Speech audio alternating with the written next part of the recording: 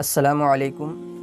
آج جو ٹاپک ہے حیا کیسے پیدا ہو، بہت ہی امپورٹنٹ ٹاپک ہے آج کے نوجوانوں کے لیے، ہم جیسے نوجوانوں کے لیے بہت امپورٹنٹ ٹاپک ہے۔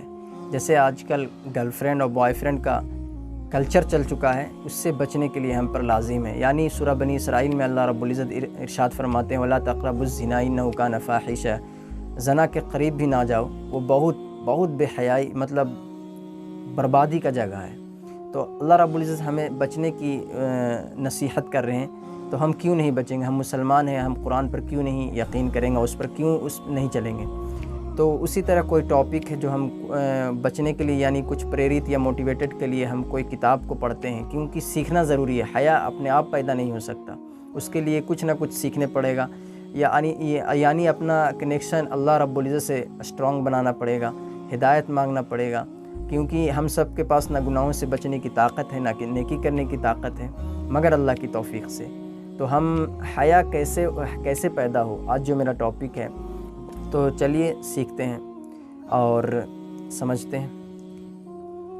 مما یتولد الحیا، کس چیز سے حیا پیدا ہوتی ہے؟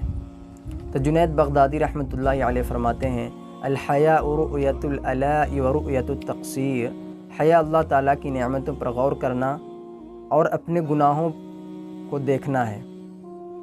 فرماتے ہیں کہ ان دو چیزوں کی وجہ سے حیا پیدا ہوتی ہے۔ جتنا اللہ تعالیٰ کی نعمتوں پر غور کرتے چلے جائیں گے اور جتنا اپنے گناہوں پر نظر کرتے چلے جائیں گے، اتنا طبیعت میں اللہ رب العزت کے سامنے حیا بڑھتی چلی جائے گی۔ سبحان اللہ۔ جس طرح ہم اپنے نیک استاد سے، اپنے باپ سے، یا پھر اپنے قوم کے نیک لوگوں سے کیسے ڈرتے ہیں، کیسے حیا کرتے ہیں، ان کے سامنے ہم کوئی بے حیائی اور فحاشی کی بات کر سکتے ہیں؟ نہیں کریں گے، کبھی نہیں کریں گے۔